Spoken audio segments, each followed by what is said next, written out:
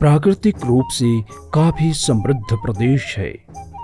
झारखंड को प्रकृति ने अपने हाथों से सजाया है। मॉनसून के दिनों में हरे भरे जंगल, इठलाते पहाड़ी श्रृंखलाएं, झरझर करते झरने, मानो स्वर्ग जमीन पे उतर आया हो। मगर इनकी यही प्राकृतिक संरचनाएं कृषि के लिए अभिशाप बन जाती हैं। पर्याप्त वर्षा के बावजूद बारिश का पानी भूमि पर टिक नहीं पाता और वो बहकर चला जाता है। नाबार्ड कई वर्षों से अपनी जल छाजन परियोजना से झारखंड के कई जिलों के गांवों में जल एवं भूमि उपचार कर ग्रामीणों से जल संचयन का कार्य करा रही है। विकासात्मक प्रोग्राम इस समय हो रहे हैं नाबार्ड द्वारा, जिसमें जल छाजन एक बहुत बड़ा प्रोग्राम है, जो कि इस समय करीब 45 जल छाजन क्षेत्रों में हो रहा है और ऑन एन एवरेज एक जल छाजन में करीब 1000 हेक्टेयर का एरिया आता है। तो इस समय करीब 45 से 50,000 हेक्टेयर में ये प्रोग्राम हो रहा है। सुदूरवर्ती गुमला जिले के चैनपुर प्रखंड के 4 गांवों केराबार, चंचाली, कटकाही एवं सुकरी में भी ग्रामीणों ने नाबार्ड की जल छाजन परियोजना के माध्यम से 4 वर्षों तक विभिन्न संरचना का निर्माण एवं उपयोग कर जल संचयन का कार्य सीखा। राज्य के दूरस्थ गांवों में जो हमारे आदिवासी समुदाय के लोग हैं, उन तक विकास की लहर कैसे पहुंचाई जाए, इसके तहत हम लोगों ने नाबार्ड के द्वारा संपोषित एक कार्यक्रम ग्रामीण विकास ट्रस्ट के द्वारा लिया गया था, जो केराबार जल छाजन के नाम से प्रसिद्ध हुआ। इसमें गुमला जिले के चैनपुर प्रखंड के केराबार और अन्य 4 गांवों में हम लोगों ने लोगों के बीच जाकर पहले समन्वय स्थापित किया। पहले जहां ग्रामीण सुखाड़ या पानी की कमी से जूझ रहे थे, अब खेतों में समुचित पानी मिलने लगा है। पिछले कुछ वर्षों से ग्लोबल वार्मिंग के कारण जलवायु परिवर्तन एक वैश्विक समस्या के रूप में सामने आया है, जिसने दुनिया भर के लोगों का जीवन प्रभावित किया है। ये कृषि, खाद्य सुरक्षा एवं ग्रामीण आजीविका के लिए एक बड़ी चुनौती है। कहा जाता है कि परिस्थितियों को अगर हम बदल नहीं सकते तो परिस्थिति के अनुरूप अपने आप को ढाल लेना चाहिए। नाबार्ड ने इस चुनौती से निपटने के लिए किसानों को तैयार करना शुरू किया। इस कार्य में स्वयंसेवी संस्था ग्रामीण विकास ट्रस्ट सहभागी बना और सीसीए केराबार परियोजना चैनपुर की नींव पड़ी।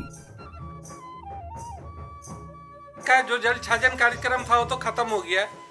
उसके बाद अब जो एक प्रोग्राम नाबार्ड की तरफ से आया है, ये प्रोग्राम को बोलते हैं जलवायु परिवर्तन प्रोग्राम। सीसीए करके इसका नाम होता है, climate change adaptation program. Watershed program भी अपने आप में क्लाइमेट प्रूफिंग का ही प्रोग्राम है, मगर ये देखा गया कि अमूमन पिछले 5-6 सालों में कि क्लाइमेट चेंजेस बहुत ज़्यादा हो गए हैं। बारिश का कुछ आता पता नहीं है, बारिश अनटाइमली हो रही है, भूमि जो है ख़राब हो रही है। तो लोगों को उसमें और ज़्यादा क्लाइमेट स्मार्ट बनाने के लिए, ताकि अगर कोई इस प्रकार की विपदा आएगी, बारिश नहीं आ पाएगी, बारिश अत्यधिक आएगी, तो कैसे उनसे लड़ना है। तो हम उसी हिसाब से सोचते हुए जितने वाटरशेड प्रोग्राम्स हुए हैं, उसमें हम लोग इस प्रकार के प्रोग्राम्स करते हैं, जिसको हम क्लाइमेट प्रूफिंग कहते हैं। उसी दिशा में नाबार्ड क्षेत्रीय कार्यालय के सहयोग से ग्रामीण विकास ट्रस्ट संस्थान द्वारा यहाँ पे 3 वर्षों में 50 लाख रुपए की लागत से 360 परिवारों को लेते हुए करीब 900 हेक्टेयर भूमि में जलवायु अनुकूलन का काम किया गया। क्षेत्र के प्रारंभिक अध्ययन से जो बातें उभर कर सामने आई कि ग्रामीणों का मुख्य फसल धान है और उसके लिए काफी मात्रा में पानी की जरूरत होती है। अगर बारिश नहीं हुई तो किसान धान की फसल भी नहीं ले पाते हैं। परियोजना के क्रियान्वयन के दौरान धान की फसल पर निर्भरता को कम किया गया। किसानों को त्रिफसलीय कृषि के लिए प्रोत्साहित किया गया। उस समय इस एरिया में केवल सिंगल क्रॉप लिया जाता था, एक ही क्रॉप धान का ही खेती होता था, इसके अलावा कोई खेती नहीं किया जाता था। लेकिन जब जल छाजन का प्रोग्राम ख़त्म हुआ और सीसीए जब शुरू किए हम लोग, तो आज वहाँ पे 3 क्रॉप कम से कम उस एरिया में हर किसान ले रहा है। पहले हम बरसात में एक ही फसल होता था, अभी हमारे यहाँ 3 फसल होता है। जैसे बरसात के बाद अभी गर्मी में सब्जी का होता है, सब्जी के बाद हम सब्जी से पहले गेहूँ लगाते हैं, फिर सब्जी लगाते हैं।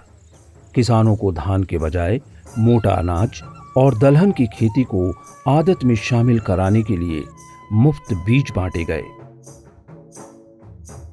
दलहन एवं मोटा अनाज की खेती में अपेक्षाकृत कम पानी की आवश्यकता होती है और इसकी खेती ऊपरी जमीन पर भी की जा सकती है। क्रॉप्स को प्रमोट किया, जैसे मोटे अनाज का हो या ट्यूबर क्रॉप्स का हो, तो लोगों ने उसे सहज स्वीकार किया और ये पाया गया कि धान जैसे मूल रूप से किए जा रहे खेती के कार्यक्रम की जगह पर ये एडिशनल क्रॉप्स को उन्होंने बहुत तेज़ी से प्रचार प्रसार करके अपने खेतों में अपनाया। पहले हम लोग यहाँ गोड़ा का धान खेती करते थे, लेकिन अभी गोड़ा खेती करने के बाद अभी हम लोगों को अच्छा मिलता है, मड़ुआ का बीज भी अच्छा मिला, इसलिए 3 साल से हम लोग मड़ुआ इस सारे करते आ रहे हैं और ठीक भी उसका उचित दाम भी मिल रहा है। मिलेट जो मड़ुआ होता था वो बहुत कम मात्रा में होता था, जिसको हम लोगों ने बढ़ावा दिया। जो आज के डेट में सभी किसान करीब करीब मड़ुआ का उत्पादन कर रहे हैं। दूसरा था कि मूंगफली अभी सबसे ज़्यादा उस एरिया में हमारा हो रहा है और उसका मार्केटिंग भी आसानी से हो जा रहा है, रेट भी लोगों को अच्छा मिल रहा है। खेती के दौरान रासायनिक खाद का प्रयोग होने से भी पटवन में पानी की खपत ज्यादा होती है। खेतों में रासायनिक खाद के बदले ऑर्गेनिक खाद के प्रयोग को आदत में शामिल कराया गया। इसके साथ हमने यहाँ पे वर्मी कंपोस्ट पीट बनाया। इस वर्मी कंपोस्ट बनाने के लोगों को ट्रेनिंग दिया, प्रशिक्षण दिया, उन लोगों को इसके लिए तैयार करवाया।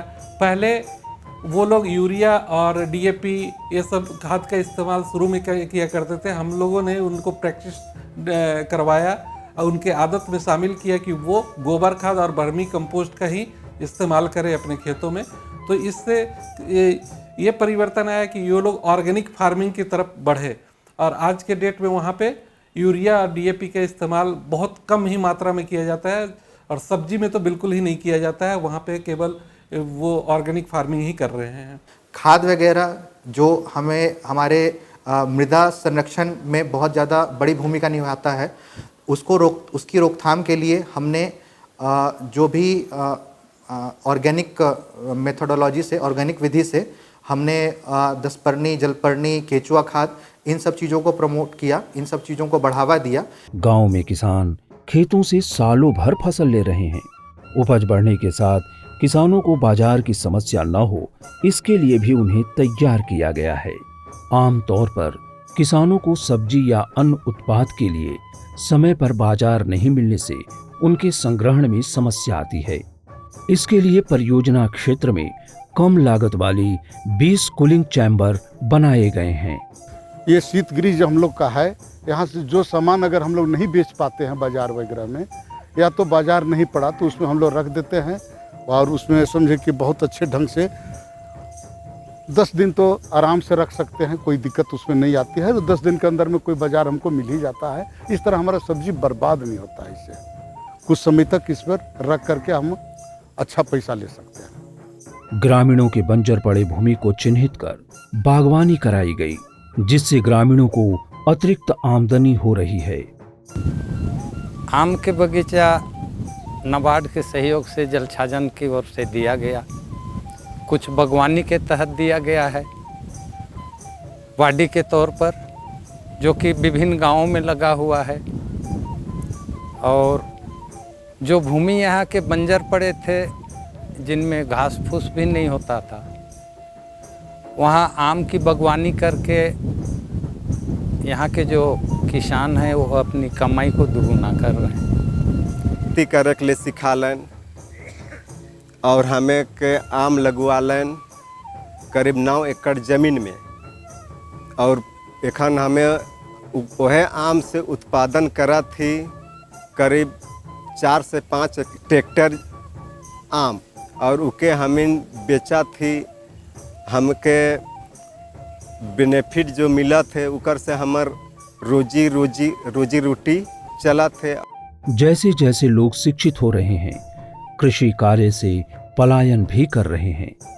आने वाले दिनों में कृषि कार्य बल की कमी होने वाली है, उसके लिए भी किसान तैयार हो रहे हैं। हम प्रायः यह भी देखते हैं कि जो गांव में किसानी करते हैं, कृषक लोग हैं, वो अब कृषि क्षेत्र में बहुत ज़्यादा नहीं आ रहे हैं। तो कहीं ना कहीं पे भविष्य में आने वाले समय में यहाँ पे मैन पावर शॉर्टेज जो है, लेबर शॉर्टेज, वो भी होने वाला है। तो टेक्नोलॉजी और उसका इंटरवेंशन, जहाँ तक है प्रौद्योगिकी का जो प्रयोग है वो बहुत अच्छा है, लेकिन साथ साथ जो परंपरागत कृषि है उसका भी मतलब संवर्धन करना, उसको भी संजो कर रखना, वो भी आने वाले दिनों में एक समस्या बनेगी। इन सभी चीज़ों को और इन सारे परिप्रेक्ष्य को देखते हुए नाबार्ड ने इस जलवायु अनुकूलन का काम किया है और उसके बहुत ही बेहतरीन परिणाम निकले हैं। किसानों के आय में बढ़ोतरी हो, इसके लिए किसानों को बत्तख एवं मुर्गी पालन का प्रशिक्षण देकर उनके बीच बत्तख एवं कड़कनाथ प्रजाति के चूजों का वितरण किया गया। बीते 3 साल पहले मुझे 10 पीस कड़कनाथ का बच्चा जलछाजन के तहत दिया गया था, जिसमें से मैं उनको लाकर पाला। 2 पीस बचा था उसमें से, और उस 2 पीस से अभी डेवलप करके नियर अबाउट 40 कड़कनाथ मेरे पास अवेलेबल है। और मैं उसका अंडा 25 रुपये से लेके 40 रुपये के रेट तक एक पीस बेच देता हूँ, और मुर्गी 1000 रुपये किलो के हिसाब से बेचता हूँ। सिंचाई में लागत कम करने एवं कृषि कार्य को आसान करने के लिए परियोजना क्षेत्र में 2 सोलर पंप सेट स्थापित किए गए हैं। प्लेट लगा हुआ है, जीबीटी जल साधन के तरफ से ही लगा हुआ है, नाबार्ड की तरफ से। यहाँ पर हम लोग पाइप लेकर के मट्टी का तेल से और पेट्रोल से लेकर के मशीन करके हम लोग पहले चला रहे थे। हमें बहुत यहाँ वो सब्जी उब्जी करने के लिए बहुत दिक्कत पड़ रही थी, लेकिन इसके आने पर अब हमें इतना सुविधा हो गया कि वहाँ आसानी से पानी यहाँ तक आगे तक, इधर भी उधर भी, चारों साइड में हम आराम से यहाँ से पानी ले सकते हैं। सोलर पंप नहीं होने से हम सबको बहुत परेशानी होता था, जिससे कि हम अपना खर्च करके जैसे मिट्टी के तेल और पेट्रोल जलाकर उपयोग करते थे, और अभी सोलर पंप लगने से हमारा बहुत फ़ायदा हो रहा है। जब वित्त पोषण संस्था के अधिकारी क्षेत्र के कार्यों का मूल्यांकन करें और सकारात्मक संकेत दें, तो कार्यकारी संस्था का मनोबल और ऊपर हो जाता है।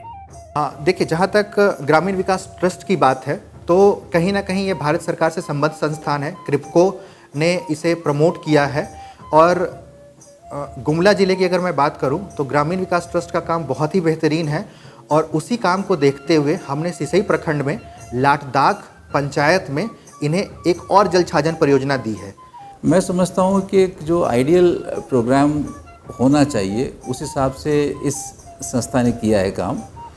और उनसे अपेक्षा ये थी कि एक तो जो काम उनको जो दिया गया था, जैसे कि क्रॉपिंग पैटर्न में जो भी चेंजेस लाना है वो काम उन्होंने किया।